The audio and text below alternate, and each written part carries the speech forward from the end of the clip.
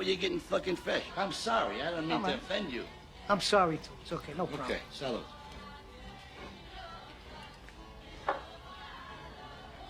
Now go home and get your fucking shine box. Mother...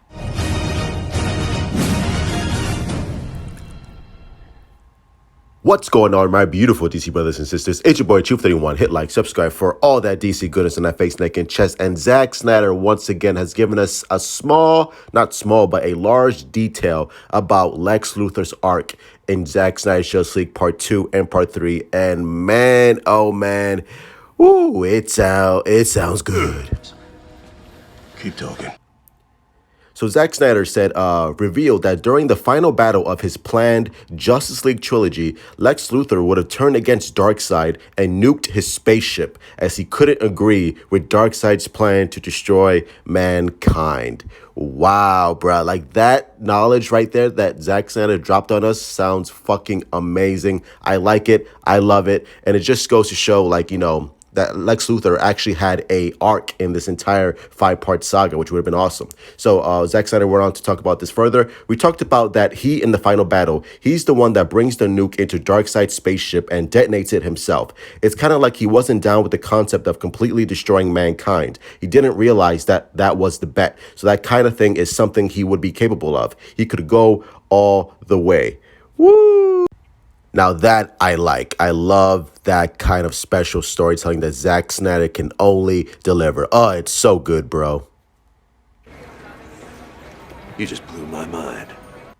And obviously, we see hints of that in the Justice League, in the trash version, where, you know, Lex Luthor wants to form a Legion of Doom. And this goes back into the Nightmare timeline, where we see this awesome art by the Trini art, which is awesome, by the way. And we see Lex Luthor's Injustice gang with Captain Code, with, I think that's Dr. Poison, I believe, with Black Manta and Orm. If you read the Justice League storyboards, which is awesome, by the way, it talks about, you know, Lex Luthor being in the Nightmare timeline and his Injustice gang running around, working with Justice League. Dude, like, it sounds awesome, bro. Like, who doesn't want to see this? Who doesn't want to see Lex Luthor running his Injustice gang? Like, that sounds awesome. It also reminds me of the Forever Evil comic book. If you haven't read that, I highly suggest reading it. It's from the New 52. It's awesome. Like, just of Lex Luthor, you know, being like, you know, sort of like the savior of mankind. And I love the fact that, you know, this, like the comic books, the DC animated, and the movies all parallel one another. And it's just awesome. I love this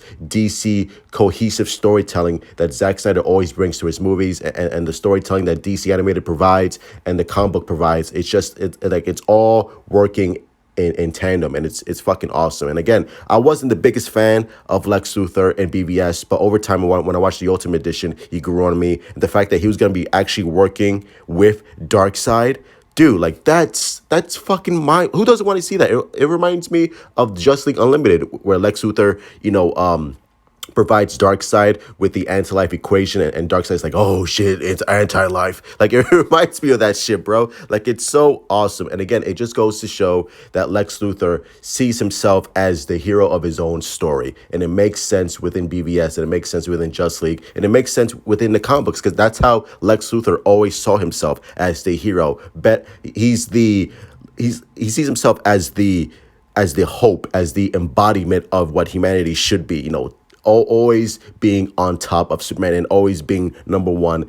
And it's beautiful storytelling. And I just hope that one day that we get to see Lex Luthor and Jesse Eisenberg, you know, pull this off. Because like I said, I wasn't the biggest fan of him, but over time he grew on me, and I would like to see that full arc, just like Superman had, just like Batman had, and the fact that we're going to see Lex Luthor be, you know, the hero of humanity, because that's how he sees himself. Especially, like, since he's gonna sacrifice himself to save the world. You already know he's like, you know what? Fuck you, Superman. I'm the hero. I'm the hero of this story, and it's just awesome. But like I said, this sounds awesome. This sounds great, and I would love to see this continue. And I know people will be like, well, Truth, you know, Lex Luthor was based on Birthright, so maybe that's why you didn't really like him, or that's where his performance comes from. I get it, I understand it. I have Birthright. The book is awesome, but I just didn't like the quirky mannerisms that Lex Luthor brought in BVS.